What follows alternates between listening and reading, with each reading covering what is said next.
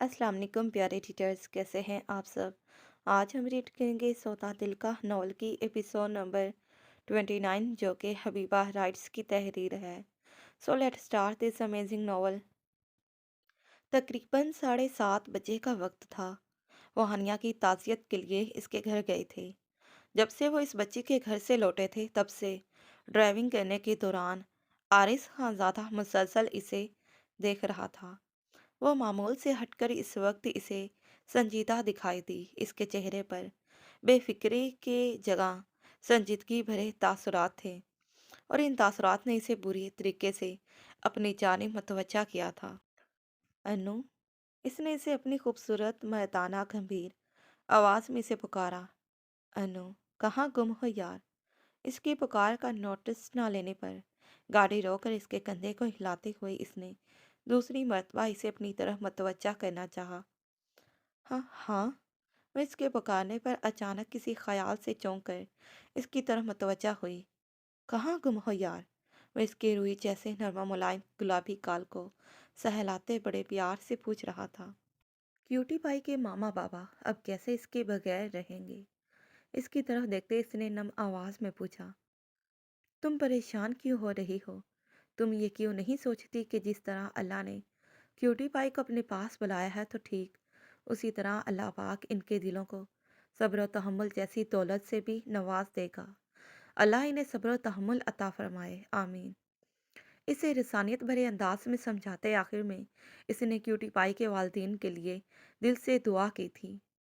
पर डरो, जब यकीन हो कि ये जुदाई की घड़ियां आरजी नहीं बल्कि दायमी हैं, तब इस बेचैन रूह को क्यों कर करार मिलेगा। इसने उलझन में घिरे इससे एक और सवाल कर डाला। वो इसके सवाल पर लाजवाब हुआ, लेकिन फिर गहरा सांस खींचकर बोला। जुदाई की घड़ियां दायमी नहीं होती। कहीं ना कहीं आपकी ज़िंदगी में ऐसी कोई जगह और मुकाम लाजमी आता है जब आप मिला दिए जाएं, वरना कोई बेहतर आपको अता कर दिया जाता है। जुदाई की दायमी घड़ियों के सबब भी जीना नहीं छोड़ा जा सकता। जीना तो पड़ता है, चाहे खुशी से जियो या तंग होकर। जीना तो बहरहाल पड़ता है। और वैसे भी वक्त का पहिया चलने के साथ साथ बेकरार रूह के जख्म मतमल होना शुरू हो जाते हैं और बेकरार रूहों को सुकून आखिर में मिल ही जाया करता है, क्योंकि वक्त हर बड़े से बड़े गहरे घाव का सबसे बड़ा इलाज है। मेरे ख्याल में ये तुम्हारे सवाल का सबसे मुनासिब और आसान लफ्ज़ों में जवाब है। इसने इसकी नम आंखों की नमी का अंगूठे की पोर से साफ करते इसकी बुरी आंखों में झांकते हुए जवाब दिया और फिर स्टीयरिंग को संभालते हुए ड्राइविंग करने लगा। अनु, क्यों ना आज मैं तुम्हें तुम्हारे सबसे फेवरेट आइसक्रीम बार से तुम्हारी पसंदीदा फ्लेवर की आइसक्रीम खिलाऊं। इसके फेवरेट आइसक्रीम बार के सामने गाड़ी रोककर इसने पूछा और इसके देखने पर इसने मुस्कुराते हुए इसके सामने अपने डिंपल की भरपूर नुमाइश की थी। इसकी गाल के खूबसूरत भंवर में खोए हुए इसने इस बात में सर हिलाया और फिर इसके हामी भरने पर गाड़ी को एक साइड पर पार्किंग एरिया में पार्क किया और फिर रेस्टोरेंट की तरफ बढ़ गए। ये एक मुल्तान की यूनिवर्सिटी का मंजर था। कहते हैं कि ये मुल्तान में मौजूद सब यूनिवर्सिटीज़ में से सबसे बड़ी यूनिवर्सिटी है। वो सफ़ेद शर्ट और ब्लैक पेंट कोट में मलबूस, पाँव में महंगे तरीन रॉयला ब्रांड के बूट पहने वो अपनी सिक्योरिटी गार्ड की टीम के साय में चलता हुआ किसी रियासत का मगरूर शहजादा लग रहा था। यूनिवर्सिटी में एक बहुत बड़ा फंक्शन अरेंज किया गया था जिस पर यूनिवर्सिटी वालों ने इसे ख़ास तौर पर मदऊ होने की दावत दी थी। इसने फ़ंड्स की एक बहुत भारी रकम को इस यूनिवर्सिटी के डीन के अकाउंट में ट्रांसफ़र करवा दिया था। अपना काम मुकम्मल करने के बाद वह फंक्शन से उठकर कॉल सुनने की गर्ज से इस सुनसान एरिया की तरफ आया था। जब हॉल से आती चीखों ने इसे अपनी तरफ मुतवज्जा किया था। इस हॉल नुमा कमरे में इसे कुछ गलत होने का एहसास हुआ तो वह जल्दी से कॉल को कट करता अंदर चला गया। इसने देखा कि वह बिना दुपट्टे के सीने पर हाथ बांधे हिचकियां लेती रो रही थी। इस वक्त इसकी नीली आंखों में जो दर्द था वह बयां से बाहर था, या शायद आज फिर इस हरजाई के सामने वो फिर से बेमौल हुई थी। वो आंसू उम्मीद भरी निगाहों से इकराम खानजादा के बिखरते हुए वहशी रूप को देखती अपनी बदकिस्मती पर नाला होती हिचकियों से रोते हुए वही फर्श पर बैठती चली गई। وہ یہاں اپنے گھر والوں کے بے حد اسرار کرنے پر آئی تھی۔ روبی اسے یہاں بٹھا کر اس کے لیے پانی لینے چلی گئی تھی، جب اس کے جانے کے کچھ سیکنڈ بعد ایک 26 سال کا لڑکا خباثت سے اس کی طرف دیکھتا بڑا تھا، اور اس آدمی کو آنکھوں میں ہوس لیے اپنی طرف بڑھتا دیکھ ڈر کے مارے اس کی چیخیں نکل گئی اور وہ اپنی جگہ سے اٹھتی بھاگنے کی کوشش میں اس کا دوپٹہ سر سے کب اترا اسے پتہ ہی نہیں چلا۔ خبیث انسان، تمہاری اتنی ہمت کہ تم اکرام خانزادہ کی ملکیت کو میلی آنکھ سے دیکھنے کی جرت کرو اور اکرام خانزادہ کی نظروں سے بچ جاؤ۔ تم نے سوچ بھی کیسے لیا؟ اس نے آگے بڑھتے پوری طرح سے لاتوں مکوں سے اس لڑکے کو مارنا شروع کر دیا، اتنا مارا کہ وہ لڑکا اس کی مار سے زخمی ہو گیا۔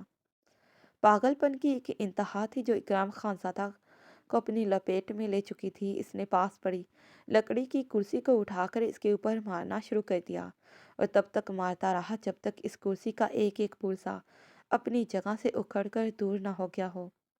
خان صاحب، وہ اکرام خانزادہ کو ان ہولنما کمروں کی راہداریوں سے گزرتے ہوئے پکار رہا تھا، کیونکہ اکرام خانزادہ کال سننے کی غرض سے اپنی جگہ سے اٹھا تھا، لیکن اب تک تو اسے آ جانا چاہیے تھا۔ اسی طرح وہ کافی دیر سے اکرام خانزادہ کی موجودگی کو نوٹس کرتا رہا تھا، اور جب کافی دیر گزر چکی تو ربد خان اس کی فنکشن میں غیر موجودگی کو پا کر فکر ہوئی، اور اس نے موبائل نکال کر اکرام خانزادہ کی موجودہ لوکیشن کو ٹریس کیا، اور پھر جب پتہ چلا تو وہ بھاگتا ہوا یہاں چلا آیا۔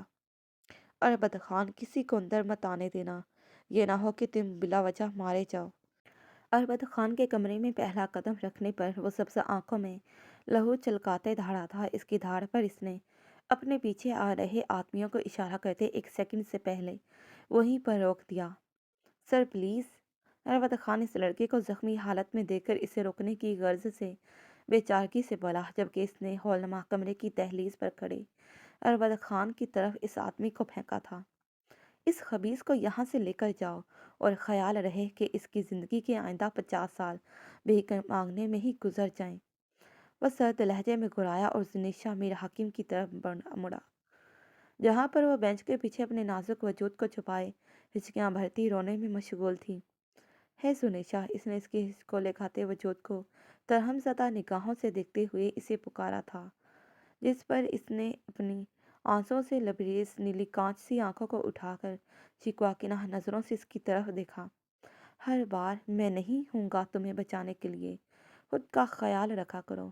وہ پاس پڑے بینچ پر سے اس کے دوپٹے کو اٹھا کر اس کی طرف بڑھا اور اس کے سر پر اچھی طرح سے اڑاتے ہوئے وہ اپنی بھاری گمبھیر آواز میں بولا، جس پر وہ خاموش نظروں سے اپنے اس مہربان محسن کو دیکھتی رہ گئی جس نے آج پھر اس کو غلیظ ہونے سے بچا لیا۔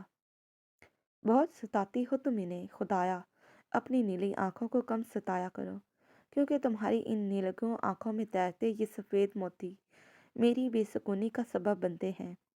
وہ اس کی خوبصورت نیلی آنکھوں میں ورفتگی سے دیکھتے کہہ رہا تھا، کیونکہ ان نیلی آنکھوں نے اسے سوات سمندر پار بیٹھے ہونے کے باوجود بھی اتنا ستایا کہ وہ بے قراری کے عالم میں خانزادہ مینشن جانے کی بجائے یونیورسٹی میں انویسٹمنٹ کے بہانے سے سیدھا ملتان چلا آیا تھا۔ اس کی بات کو سنتے زنیشا نے جلدی سے اپنی آنکھوں کی نمی کو صاف کیا اور گہرے سانس بھر کر اپنی بگڑتی حالت کو سنبھالنے کی کوشش کرنے لگی۔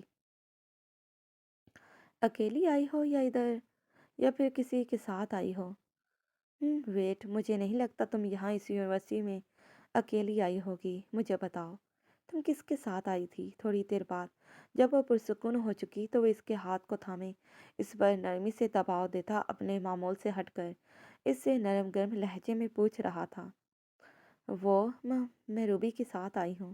وہ اسے اپنی نظروں کے حصار میں لیے گہری دلچسپ نگاہوں سے دیکھتے ہوئے اسے پزل کرنے کی پوری کوشش کر رہا تھا۔ کم سے کم زنیشا کو تو ایسا ہی لگا، اور پھر وہ اس کی تپش بھری نظروں کی تاب نہ لاتے ہوئے سر جھکائے گھبرا کر بولی، لیکن شکر یہ تھا کہ وہ صرف اس کے دیکھنے سے پزل ہو رہی تھی، لیکن اگر اپنے ہاتھ کو اس کے ہاتھوں میں دیکھ لیتی تو شاید اپنی فطری خوف اور گھبراہٹ کے مارے وہیں بے ہوش ہوئی پڑی ہوتی۔ روبی؟ وہ کون ہے؟ وہ روبی نام پر اٹکا اور پھر اچنبے سے پوچھا۔ میری بہن ہے، وہ خوش گلوبوں پر زبان پھیر کر بولی۔ ओह! आओ फिर तुम्हारी बहन को ढूँढते हैं। वो इतना कहते इसके हाथ पर यूं ही अपनी गिरफ्त को बनाए इस हौलनामा कमरे से इसे लेकर बाहर ले आया। वो यूं ही इसका हाथ थामे जुनैशा को लिए राहदारी में चल रहा था जब एक लड़की ने बड़ी दुश्तगी से जुनैशा के हाथ को इकराम खानज़ादा के हाथ से खींचते हुए इसे अपने पहलों में छुपाया था। बाजो, ये आदमी आपको तंग कर रहा था। घबराए नहीं, इन जैसों से निपटना मुझे अच्छे से आता है। इतना कहते इसने बड़ी सख्त निगाहों से इकराम खानज़ादा को देखा था। इकराम ने अपनी आंखें भौं को बड़ी दिलकश अदा में जबिश देकर इस चोंटी नमा लड़की की बातों को सुना था। और रियली, इस छोटी लड़की की बातों को सुनते इसके मुंह से बेख्तियार निकला था। ओह हेलो मिस्टर, इसे गम भी नहीं हो समझे। मुझे कम मत जानना, मैं एक डेवल लेडी हूँ जो तुम जैसों को हेल में पहुंचा कर ही दम लेती है। वह दुरुस्तगी से कहती इसकी तरफ बढ़ी और फिर वो अपने मखसूस मर्दाना स्टाइल में अपने बाजों के कफ को दोनों हाथों की मदद से फोल्ड करते इकराम खानज़ादा को लड़ाई करने पर अमाता लगी थी। तुम्हारी इतनी हिम्मत कि तुम मेरी बाजों का हाथ पकड़ो।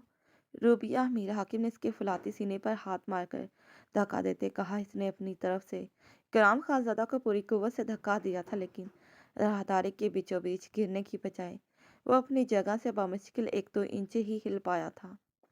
फिर वह गुस्से से अपनी मुट्ठी को पंचिंग स्टाइल में फोड़ के इसकी नाक का निशाना लेते इस पर वार करने लगी, जिसके गजीले वार को इकराम खानज़ादा ने अपने हाथ की मुट्ठी में कैद कर लिया था। इस दौरान अपनी बेख्तियारी में उठती इसकी नज़र इसके उकब में खड़ी हुई जुनैशा मीर हाकिम पर जा ठहरी, जो अपनी खूबसूरत नीली आंखों से टपटपाई नज़रों से इन्हें देखती वह मुकम्मल तौर पर इकराम खानज़ादा को मिसमराइज कर चुकी थी। इन नीली आंखों के सहर ने इसे बुरी तरह से अपने शहर में जकड़ रखा था, लेकिन अगले ही पल इसे ऐसा लगा कि जैसे किसी आग के शोले ने इसकी गाल को छू लिया हो। इसने अपने सामने मौजूद इस छोटी लड़की को देखा, जिसने बड़ी दिदा दिलेरी से इसके गाल पर झांपड़ जड़ दिया था। इसके लाल भभका चेहरे को देखते वो फतामंदी से मुस्कुराई थी, जबकि इकराम खानज़ादा का चेहरा खुद पर जब्त करने के बावजूद गुस्से की शिद्दत से तमतमा उठा था। ये थप्पड़ तुम इससे पहले कि वह मजीद कुछ बोलती, जब अपने जब्त के पैमाने को खोते इसने इसकी गर्दन को अपनी आहिनी गिरफ्त में दबोचते हुए दीवार के साथ पिन किया। इस दौरान इसकी कमर बुरी तरह से दीवार से टकराई थी और वो आंखों में पानी लिए अपनी गर्दन को इसके तंग पड़ते हसार से छुड़वाने के लिए बेनाब की मछली के मानित तड़पने लगी थी। कहाँ गई डेवल लड़ी की बहादुरी? बताओ मुझे। चाहूँ तो मैं इसी पल तुम्हारा गला दबाकर तुम्हें सफ़ा हस्ती से मिटा दूँ, और किसी की इतनी जुर्रत नहीं कि वह मेरे किए गए इस फ़ेल पर आवाज़ उठा सके। इसकी गर्दन पर दबाव बढ़ाते इसने गुस्से की शिद्दत से घुरा कर कहा, जिस पर अपनी गर्दन पर बढ़ते दबाव पर इसका सांस लेना मुहाल हो गया। छोड़ दें इसे प्लीज़, इसे आपके बारे में नहीं मालूम था, गलती हो गई इसे। पर प्लीज़ खान साहब, मेरी बहन को छोड़ दें। अपनी बहन को इसकी बेरहम गिरफ्त में जकड़े देख इसकी नीली आंखें पानी से भरा गईं। वह अपने बहन को इसकी बेरहम गिरफ्त से छुड़वाने की कोशिश करती नीली आंखों में आंसू भरे इस जालिम शख्स की मिन्नतें करने लगी, वो जो अपने आपे से बाहर हुआ इस लड़की को मार देने के दर पे था। जुनैशा की नमनाक आवाज़ में इल्तिजा को सुनते रूबी की नाजुक गर्दन पर इसकी मजबूत गिरफ्त ढीली हुई थी, और गहरे गहरे सांस खींचते हुए इसने अपने गुस्से की गिराफ को कम करने की कोशिश की। मेरा नफ्स अभी इतना भी कमज़ोर नहीं हुआ कि मैं तुम जैसी कमज़ोर ज़ीरो से बदला लेकर अपने नफ्स को तस्कीन पहुंचाऊं।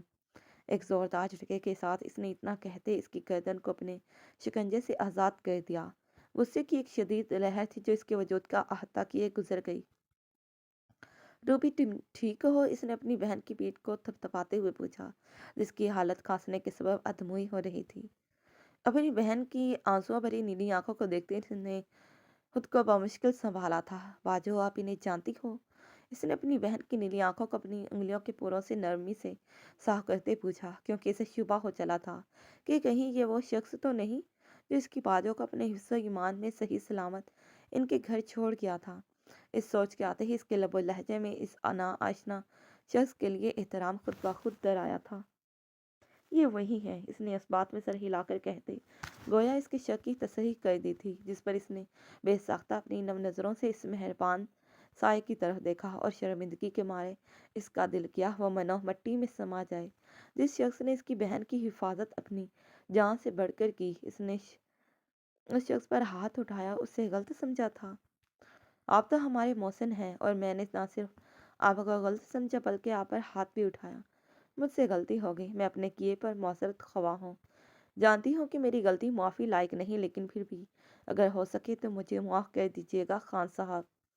وہ آنکھوں میں آنسو لیے اس کے سامنے باقاعدہ اپنے دونوں ہاتھوں کو جوڑے معافی مانگ رہی تھی۔ اس چھوٹی سی لڑکی کو اکرام خانزادہ نے اپنے نابی لبوں کو سختی میں ایک دوسرے میں پیوست کرتے باغور دیکھا تھا۔ اور اگر میں معاف نہ کروں تو پھر؟ اس نے ماتھے پر بل ڈالے ذرا سختی سے پوچھا تھا۔ تو آپ مجھے سزا دیں کیونکہ مجھ جیسی خطا کار سزا کی مستحق ہے۔ اس نے بڑی روانی سے جواب دے کر اکرام خانزادہ کو پھر سے لاجواب کر دیا تھا۔ مانا کہ چھوٹی لڑکی، میں اپنی طرف اٹھنے والی ہر انگلی کو توڑ کر رکھ دیتا ہوں تاکہ پھر وہ انگلی دوبارہ میرے خلاف اٹھنے کی حماقت سرزد نہ کرے۔ اور یہ بھی سچ ہے کہ میں غلطی کی معافی ہر کسی کو نہیں دیتا، پر تمہاری اور بات ہے۔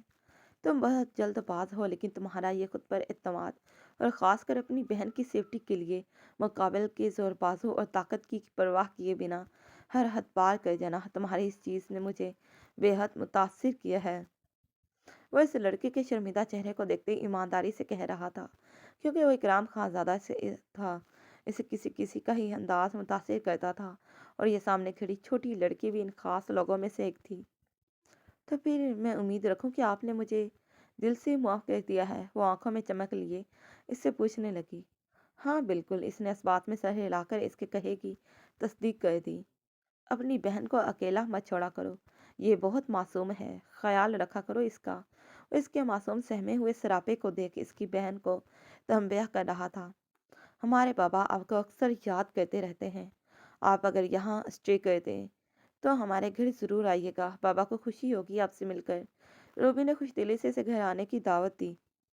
چھوٹی لڑکی، میں ضرور آؤں گا، لیکن پھر کبھی صحیح، بیکاز ایم گیٹنگ لیٹ۔ اب میں چلتا ہوں، پھر ملاقات ہوگی، اور امید کرتا ہوں کہ اگلی ملاقات اس ملاقات سے بھی زیادہ جاندار اور شاندار ہو۔ اس نے زنیشا کے چاند کے جیسے چمکتے دمکتے چہرے کو اپنی بےباک نگاہوں کے حصار میں لیے میں نے خیزے سے کہتے روبی کی دعوت کو قبول کیا تھا، اور پھر ان سے الوداعیہ کلمات کا تبادلہ کرتے ہوئے اس کے خوبصورت چہرے کے ایک ایک نقش کو اپنی سبز رنگ آنکھوں میں حفظ کیے وہاں سے چلا گیا تھا۔ وہ پوری ایمانداری سے اپنی ڈیوٹی کو نبھا رہا تھا جو اکرام خانزادہ نے اس کو سونپی تھی، لیکن اس دوران اس نے جیسے اپنے لبوں کو سل لیا ہو۔ اس دن سے بعد سے لے کر ان دونوں کے مابین کوئی ایسی گفتگو نہ ہوئی تھی۔ اسے عنائشہ کے منہ سے بار بار صلاح کا مانگنا اذیت سے دوچار کرتا تھا۔ اس نے سوچ لیا تھا کہ اب وہ عنائشہ سے اس رشتے کے متعلق کوئی بات نہیں کرے گا۔ وہ خفا ہو گیا تھا عنائشہ اربد خان سے، اور اپنی خفگی کے طور پر اس نے اب سوچ لیا تھا کہ وہ عنائشہ کو مخاطب نہیں کرے گا۔ لیکن اس کے مخاطب نہ کرنے سے جو عنائشہ خانزادہ کو تقویت ملی وہ بیان سے باہر تھی۔ اسے اربد خان کا پہلے کی طرح اپنے کام سے کام رکھنے والا انداز پرسکون کر گیا تھا۔ جہاں وہ اس کی خاموشی سے پرسکون ہوئی تھی، وہیں پر کہیں نہ کہیں اس کے دل کو اربد خان کی خاموشی نے بری طرح متاثر کیا تھا۔ اس دوران اس کی بے چین سماعتیں اس کی آواز سننے کو بے قرار رہتی تھیں، لیکن وہ ستم گر اسے اپنی چپی کی مار مار رہا تھا۔ اسے اربد خان کی خاموشی بری طرح سے کھل رہی تھی، لیکن وہ کیا کر سکتی تھی؟ آخر آج وہ اتنے دنوں کے بعد ہمت کرتی اس سے مخاطب ہوئی تھی۔ خان، اس کے خوبصورت گلابی مائل لبوں سے ٹوٹ کر اس کا نام ادا ہوا تھا۔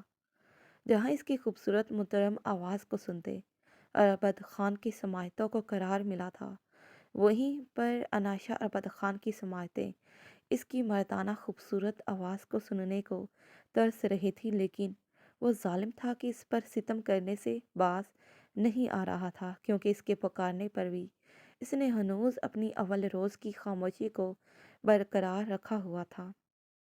خان، وہ ہمیں آپ سے کچھ پوچھنا تھا، اس نے اپنے سوکھے لبوں پر زبان پھیرتے ہوئے پوچھا۔ پوچھو، دو لفظی جواب دے کر اس کے مردانہ خوبصورت لب پھر سے خاموشی اختیار کر گئے۔ وہ آپ ہم سے بات کیوں نہیں کرتے؟ وہ اپنی شرمندگی پلکوں کی باڑ کو سجدہ ریز کیے ہچکچاتے ہوئے پوچھ رہی تھی۔ ہم پہلے کب آپ سے بات کیا کرتے تھے؟ عربد خان نے گاڑی کو چلاتے سنجیدگی سے پر لہجے میں کہا۔ اس کا اجنبی بے رخا پھیکا سا لہجہ عنائشہ کے دودیا سفید پڑتے چہرے کو مزید سفید کر گیا۔ وہ کیوں ایسے کہہ رہا تھا؟ وہ تو اس کو اپنی ملکیت سمجھتا تھا، بھلا اپنی ملکیت سے بھی کوئی بیگانہ ہو سکتا تھا؟ اس نے اپنے سفید پڑتی رنگت سے سوچا۔ لفظ ملکیت پر اس کا دل ایک دم زوروں سے دھڑکا تھا۔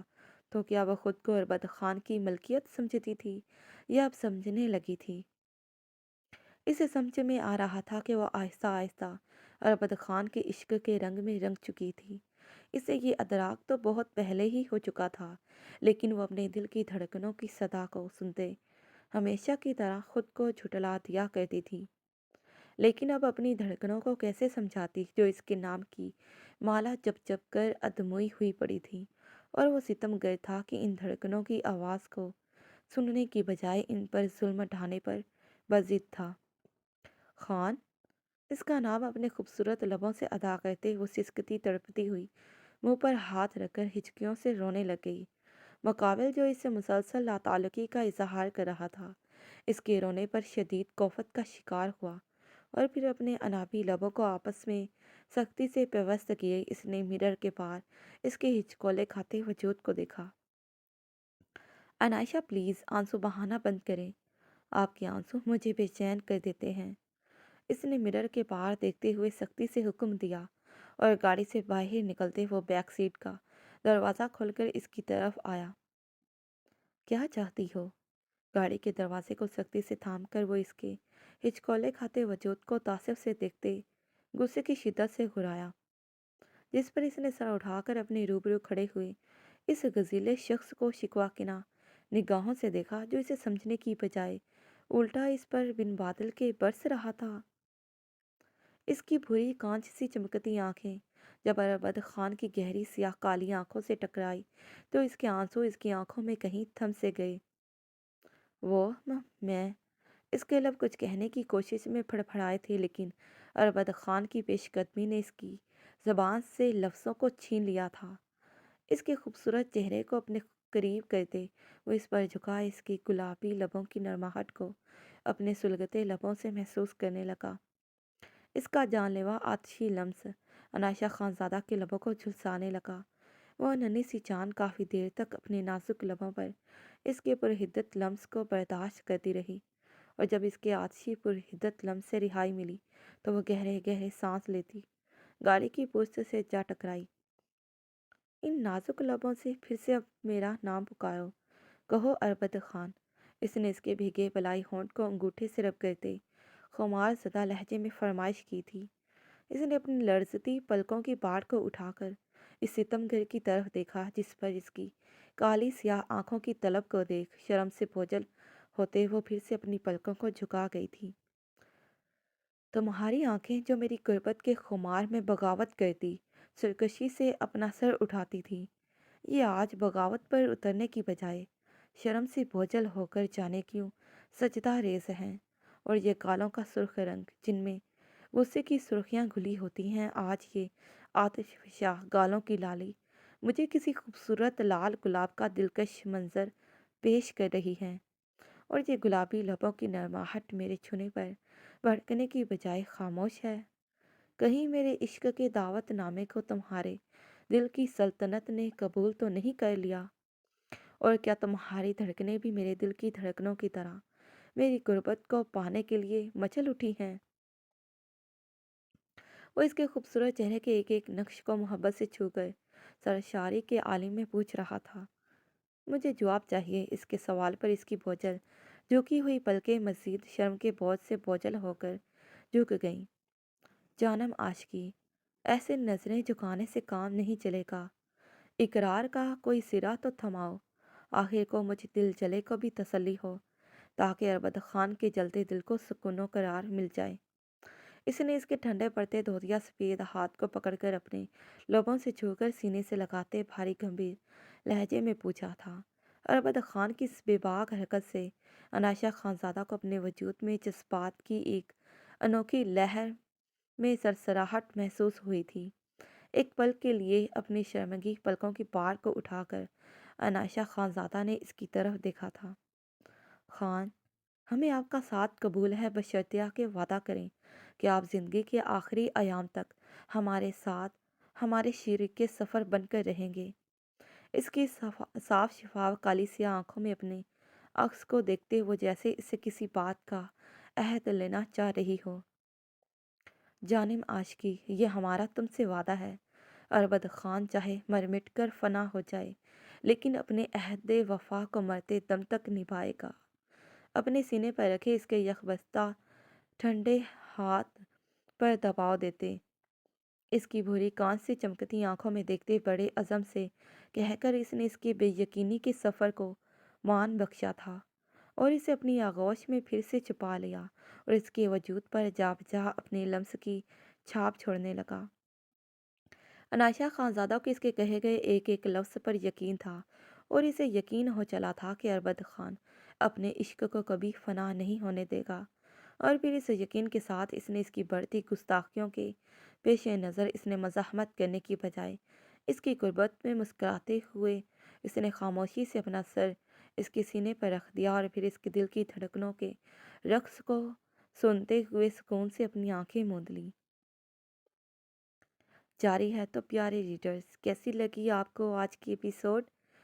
تینوں کپلز میں سے آپ سب کو کس کپل کے سین سب سے زیادہ اچھے لگے اور کس کپل نے آج آپ کو متاثر کیا؟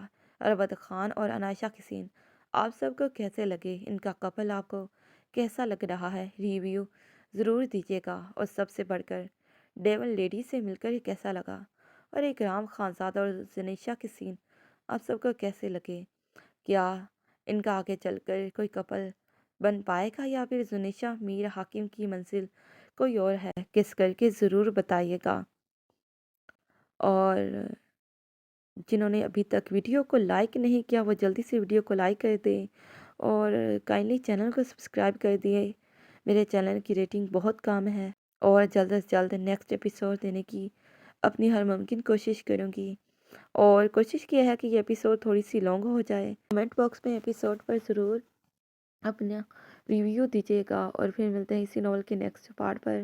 تب تک کے لیے پیارے ریڈرز، اللہ حافظ، bye bye and take care. Thanks for watching this video.